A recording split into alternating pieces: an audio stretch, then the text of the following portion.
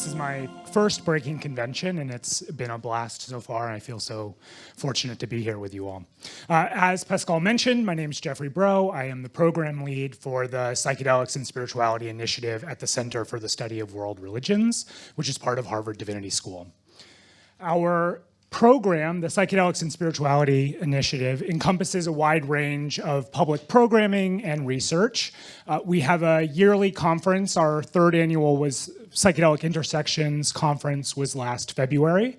And we also have a Psychedelics in the Future of Religion series that's been running since 2021.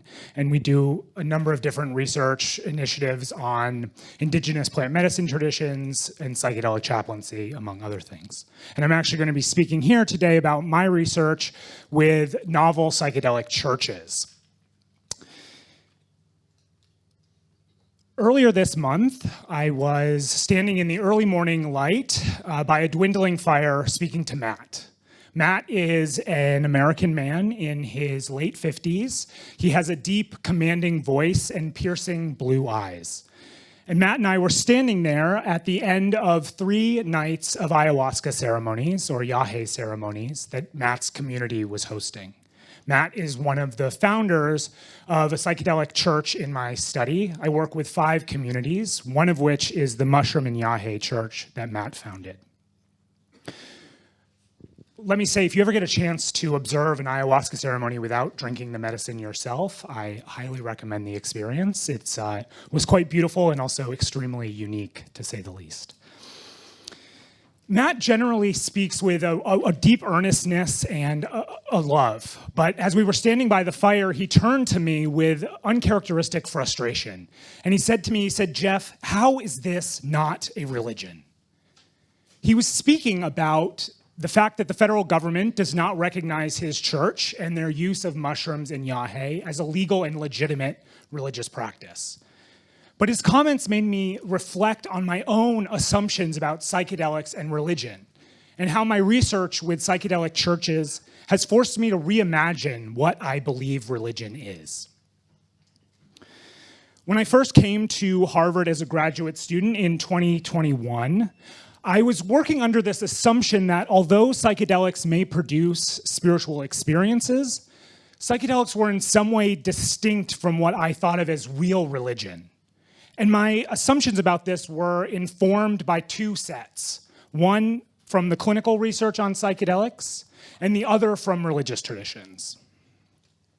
I first encountered the clinical research on psychedelics back in 2011, when I was first starting to explore these substances and become interested in the wide world of clinical research. And at that time, I read the Johns Hopkins study that showed mushrooms could occasion mystical experiences. I was a very devout and somewhat annoying atheist at the time. And when I read that study, I saw it as evidence of what Roland Griffiths called secular spirituality.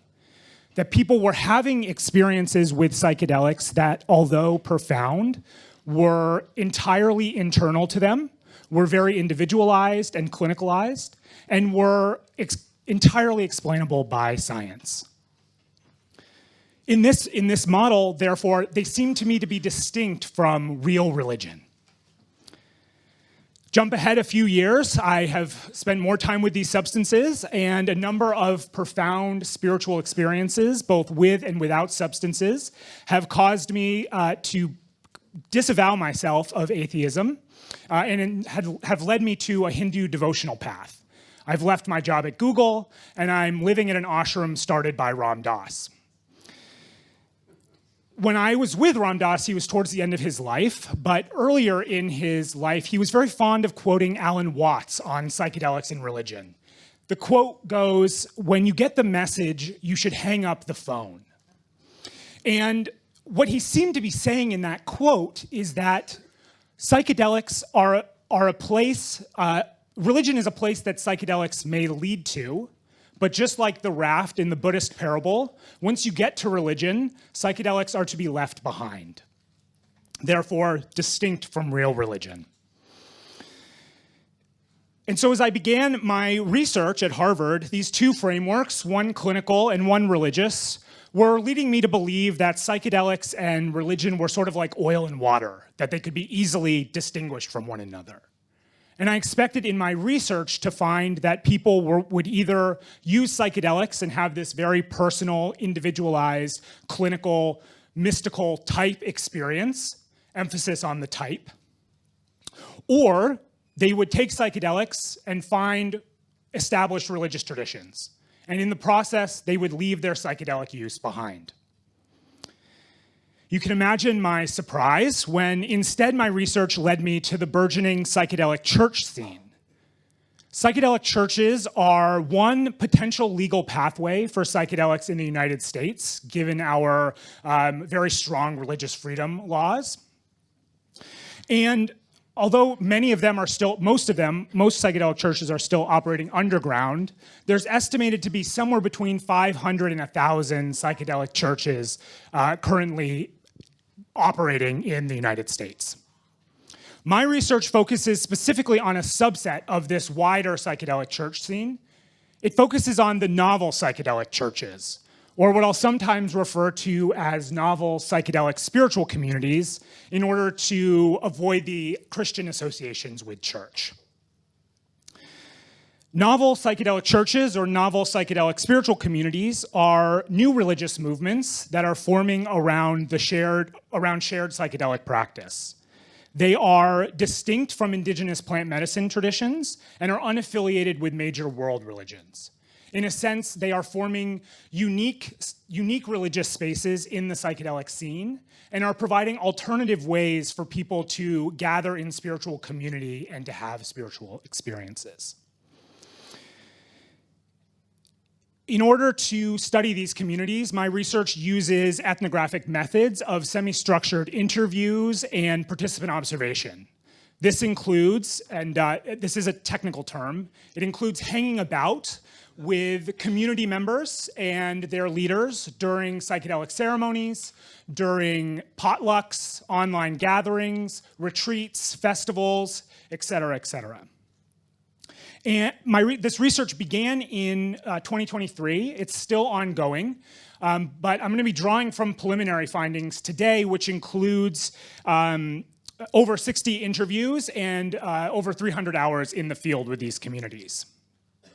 In order to get a wide scope of the novel psychedelic church scene in the United States, I work with 5 quite different communities. Because they're all operating in a legal gray area, I will refer to them by pseudonyms that reflect their primary psychedelic sacraments. So 4 of these communities, the first 4 listed here, are all structured as formal religious organizations.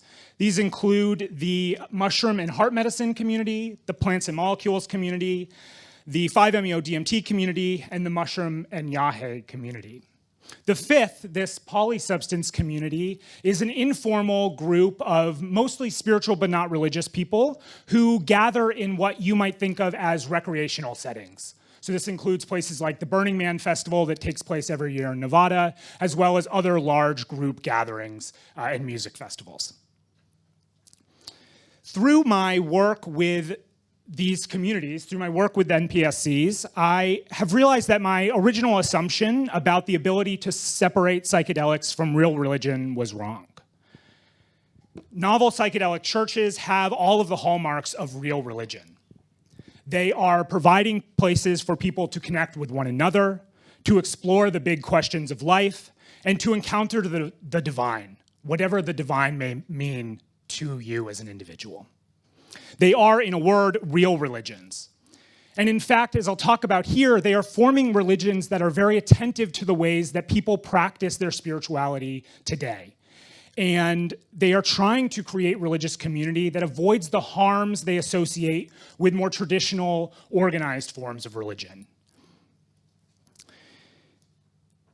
In order to show how my thinking has changed and been changed by my work with these communities, I'll focus on 3 aspects of novel psychedelic churches that have come up in my research. This includes thinking about their community structures, their beliefs and theologies, and how they approach sacred experience. Starting with community. As you no doubt are aware, we are living in a time where the opportunities to connect and be with others are vanishingly small. Lots of us are spending more and more of our time online, and there's this crisis of isolation and individualization, which some people associate with the loss of religious community. This atomization that is sort of prevalent in the United States, and I assume in the UK, is something that I see the churches in my study pushing back against. They are creating opportunities for people to come together both in the real world, taking psychedelics, becoming extremely vulnerable, sharing sort of their deepest selves with one another. And they're also providing what we might think of as sort of more traditional religious meeting places. This includes, like I said, potlucks, places for people to come together without psychedelic substances, to form friendships, to be with one another, and to think about what life could be, what life is. Through the way that they are structured, they are attempting to build these communities with an awareness to and an attempt to avoid the hierarchies and strict authoritarian structures that many people in my study associate with more established religions. And as a result, they are celebrating individuality and autonomy within their communities. One example of this is what the mushroom and heart medicine community calls decentralized spirituality. I'll just take as a note, this language is one of the ways that the language and discourse of Silicon Valley is showing up in some of my communities, and it's a thread that I'm tracking and would be happy to talk about in the Q&A, because it's quite fascinating. But for the mushroom and heart medicine community, decentralized spirituality is their way of acknowledging that spirituality is something that each individual person can embody and live themselves, that you do not need to be in the same location necessarily or coming together in the same building in order to be in a spiritual community with one another. And it also is a recognition that individuals, and a celebration of individuals' ability to share their religion in the way that they see fit. And to illustrate this, let me introduce Summer. Summer is a middle-aged white woman from Virginia, and she is both a member of the mushroom and heart medicine community, and she's also training to be a facilitator in that community, meaning she'll be able to facilitate ceremonial mushroom ceremonies with people. I met Summer at a training for facilitators last September that was hosted by this church. And when I was with Summer, she told me that it was actually her husband who first led her to psychedelics. Her husband had been a Navy SEAL for 22 years, and he came back from Afghanistan with severe PTSD. Summer told me that people that have been to war, when they come home, that war comes back to your house. That energy is at your house. I know firsthand what it feels like to live in that hell. Her husband, in an attempt to try and heal his PTSD, was led to an Ibogaine retreat for veterans, which he found to be transformative both for his PTSD symptoms, but also for himself as a spiritual person in the world. Because of how positive his experience was, Summer joined a women's retreat in Costa Rica that was hosted by the mushroom and heart medicine community. She told me there that working with plant medicine was the first thing she'd done that felt like it was really clearing that war energy away. When I was with Summer for the retreat, the second day of the women's retreat of the facilitators retreat in September, the group did a high-dose psilocybin journey, which I observed perched from a nearby couch in the living room of a rented retreat center. For most of the 6 hours, Summer was sitting bolt upright in meditation pose, feeling, she would tell me later, this incredible frequency of peace coming through her, being channeled through her. She told me that this feeling of peace was very similar to what she'd experienced in the first women's retreat, but that this time the experience was less about her and it was more about the collective. She told me that knowing so many people that had felt the same hell that I felt, I'm like, I can't not share this. It's like being given the biggest gift ever. experiences like this have motivated the way that Summer wants to be a facilitator in this community. And the community, through their decentralized spirituality approach, encourages her to adapt and shift their practices to suit her own, what they would call her own gifts, or her own unique abilities. She likes that the community, through this approach, feels like the founders, like the leadership, are human. They're not above her, they're walking beside her. And this approach is one, again, that celebrates her authentic self and her ability to share her own perspective, and is trying to undo some of these hierarchies that my interlocutors associate with other religious forms. Part of what they're responding to here with this attempt to undo some of the rigid hierarchies is a recognition that religion has harmed a lot of people. Oliver, for example, was raised Christian. He's a member of the polysubstance community that meets in recreational spaces. I actually met him at Burning Man. And when I was interviewing him, he told me that when he was Christian, he was so Christian that he was actually pursuing ordination. But then he said, I fell in love with my best guy friend. That was definitely the straw that broke the camel's back. This ultimately led him to break with the Christian church.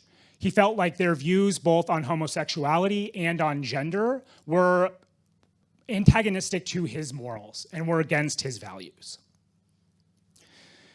Being a member of the psychedelic community, and specifically of this polysubstance community, Oliver has transformed his understanding of what it means to be religious and what it means to be in religious community.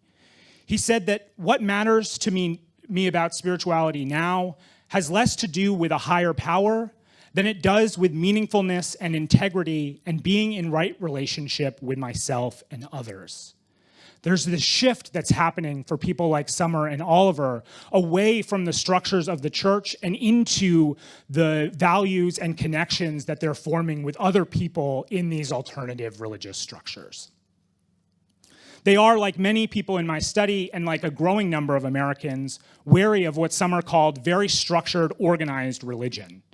And they like that these religious communities provide a space for them to form connection, to find purpose, to find meaning, without having to sacrifice their values or without having to give up their autonomy.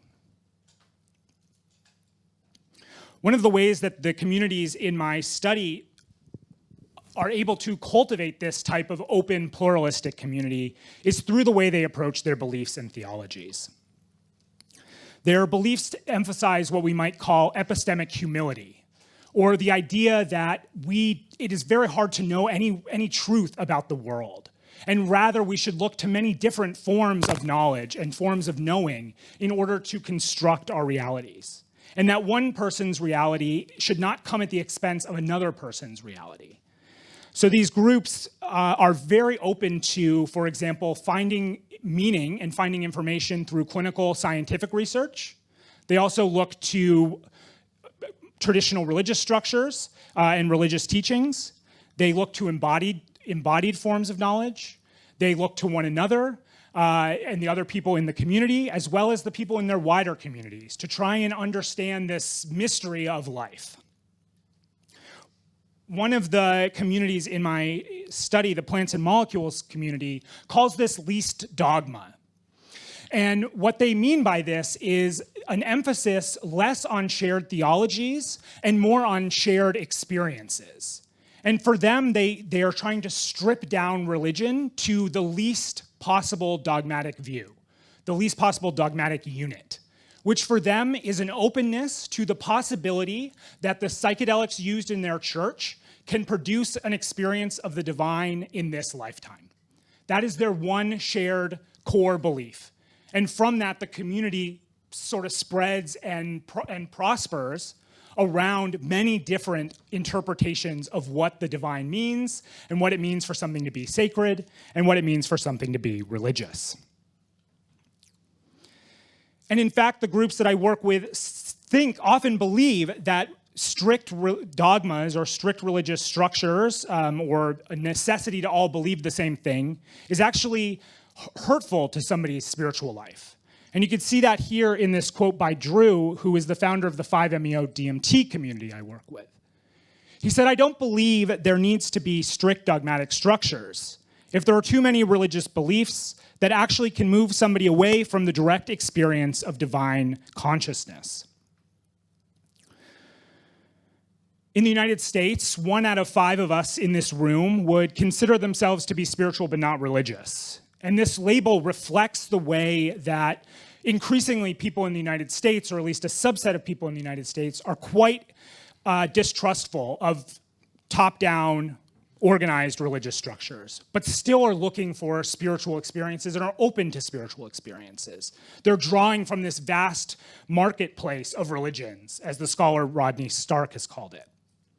And the novel psychedelic churches that I work with are very responsive to this shifting landscape, and they're creating communities that not only acknowledge the multiplicity of individual beliefs, but are championing and codifying this diversity. And as a result, they're creating communities that are bringing together people from many different perspectives, belief structures, ways of being in the world. And you can see that here in this quote from Matt.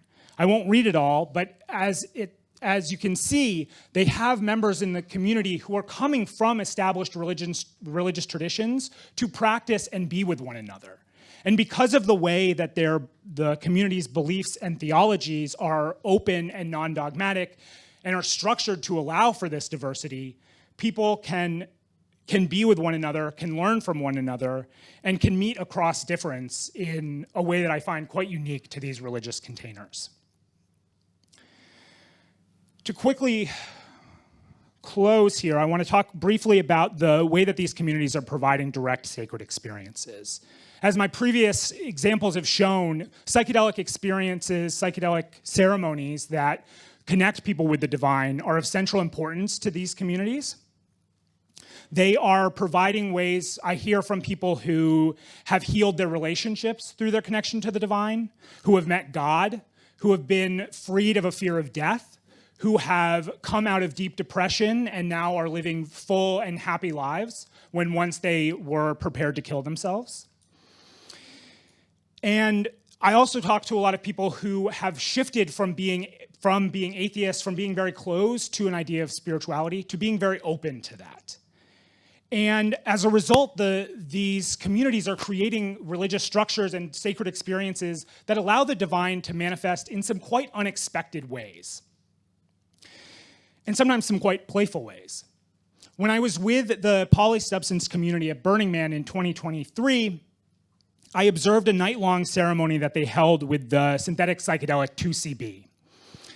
And this ceremony involved all of us strapping together onto a kindergarten rope, one of those ropes meant to corral little kids as they walk along the street. And so we're all strapped onto this pink rope, and we spend 6 hours walking across the playa in order to explore our inner children. One of the members of the group, Simon, told me that the most spiritual experience of the night, and in fact the most spiritual experience of his entire Burning Man week, was when the group jumped into an inflatable pool, pictured here, filled with rubber chickens. Simon told me that during that experience, that he experienced utter intense hilarity to the point of loss of control. And in that moment, he felt like we were no longer individual people. They were all bonded into this shared experience of squeaking chickens and some sounds that bordered on the orgasmic. Simon, like a lot of people in my study, has told me that his understanding of spirituality has been transformed by his use of psychedelics and by his time in this community. And that now the divine manifests in all of these ways he never once imagined possible. I want to close with Summer, whose experience reflects this as well. Summer told me that before her plant medicine experience, her and her husband had closed the door to spirituality and religion. They were like, it's just a hard no. That's not for us. Following her psilocybin retreats, though, Summer has become open and curious to spirituality and religion in her life. But I want to note that this is not a sudden conversion. It's not an experience of going from 0 to 100. Rather, it's a process that's evolving over time for Summer, and it's evolving in community through the relationships with this church. She told me that she's still figuring out all the ins and outs of how the divine works. These communities are notable because of the way that they allow for a kaleidoscopic divinity, for the ways that they allow the divine to manifest in multiple forms across their members. There are people who I talk to who are still atheists, who practice a secular spirituality. And there are other members who believe in source consciousness or astral realms. There are those who believe that the plants and molecules themselves are gods or spirits. And there are many others who, like Summer, are still figuring it out. In the interest of time and to leave some time for questions, I'm going to skip over our good friend Durkheim, despite him being such a great guy. And I'm also going to skip over the law. But I'll just very quickly note for both of those, it doesn't take a lot of imagination to see how the communities that I'm working with are practicing religion. You can go back to Durkheim's definition in 1912, or you can go to more contemporary definitions used in the legal case law in the United States, and all of the hallmarks, even from this very Protestant-informed understanding of religion, all of the hallmarks of religion are still there. And yet the way that we define religion has both scholarly and legal consequences. None of the communities that I work with are recognized by the federal government as legal. In fact, there's only 5 religious communities that are, and none of them are novel psychedelic churches. They're all either affiliated with indigenous traditions or with Christianity, most of them with Christianity. In my mind, this is a failing both of definition and of imagination.